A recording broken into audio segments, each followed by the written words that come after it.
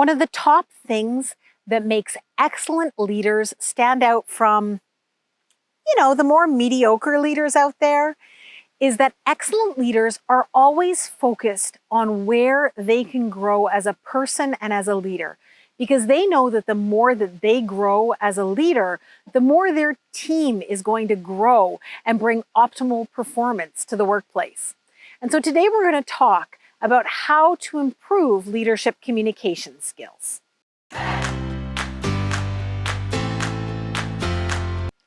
Like I said, knowing that you as a leader can focus on developing your leadership communication skills and that is going to bring exponential growth to your team is a huge benefit that you bring to your organization.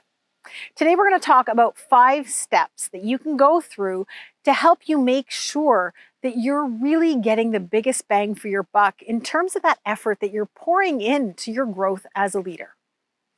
So the first step is to be sure that you're identifying your areas of strength and weakness in terms of how you communicate as a leader.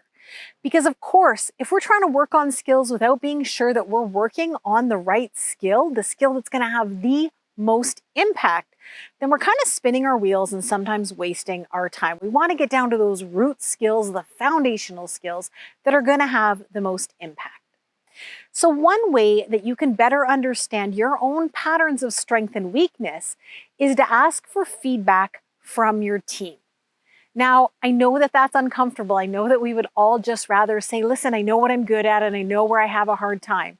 The reality is, though, when we often ask other people their perception of our strength and weakness, it doesn't always fully match how we view ourselves. So if we want to grow as a leader, we need to be open to hearing feedback from our team members. Another way to get this information is that I offer leadership personality style assessments and assessments of communication strengths and weaknesses, and I can give you a full profile of where your strengths and weaknesses are, and we can work together to identify the top goals that you can work on to have the most impact. So step number 2, once you've identified your areas of strength and weakness, is that you're going to have to choose to work on one skill at a time. So you want to identify your absolute top priority of communication skills that you want to improve. And the reason for this is that I see so many times, these well-intentioned people who just want to grow into the best versions of themselves they can because they know the impact that has on their work, on their team's work, but then they get caught up in working on all sorts of different things and improving all sorts of areas at the same time. And what happens is it pulls their focus in all sorts of different directions. I'm intimately familiar with this. This is my personality style, absolutely.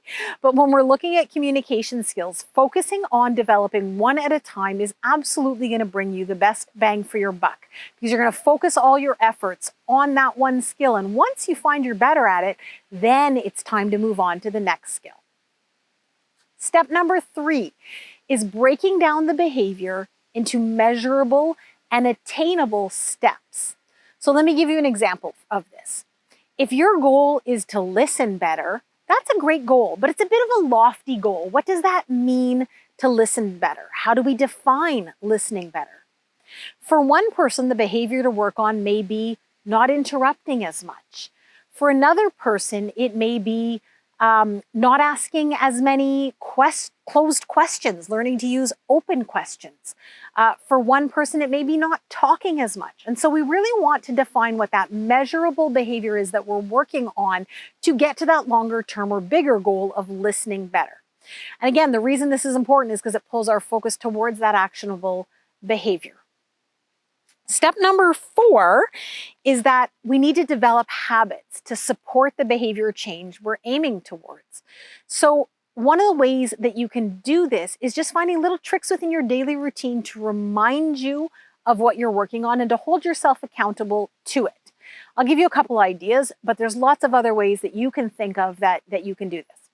One thing you could try is to put sticky notes up around in your office, maybe even on your mirror in the morning in your bathroom, that are reminding you of these goals that you're working on so they stay fresh in your mind. Another way may be to decide that you set an alarm on your phone at the same time every day, and that's sort of your time where you sit down and reflect on how well you did today on that goal you're working on and what you can try to do differently tomorrow. Another way you could try is to ask your team members for help. So say to them, I'm working on this behavior. I'd like you to help me stay accountable and give me feedback on how I'm doing. So at the end of every meeting, could we have a 5 or 10-minute debrief where we discuss how I'm doing at those behaviors? And then the fifth point is to be kind to yourself, because behavior change takes time. These are not things that happen overnight. Anything related to changing the way we interact with people is at the core of it behavioral change. So if you're finding that some days you are doing really well at your goal and some days you think, oh gosh, I'm terrible at this, I'm never going to be able to do this better, that's where that compassion and being kind to yourself comes in.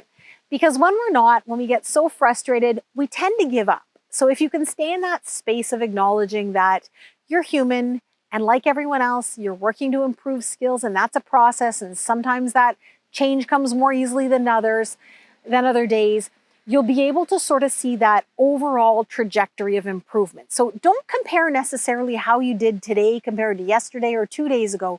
Look back over a longer time period as you practice these skills, and if you see an increased trajectory of progress, that you're getting better at it overall, if you're still not perfect at it everywhere, that is absolutely okay. And that's what you want to hang on to keep you focused on working on those goals.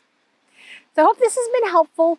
Of course, if you're looking for more support at identifying what areas of communication you would like to focus on to improve your own leadership communication skills, or support in the steps to be able to implement those skills and behaviors within your workplace, then send me a DM.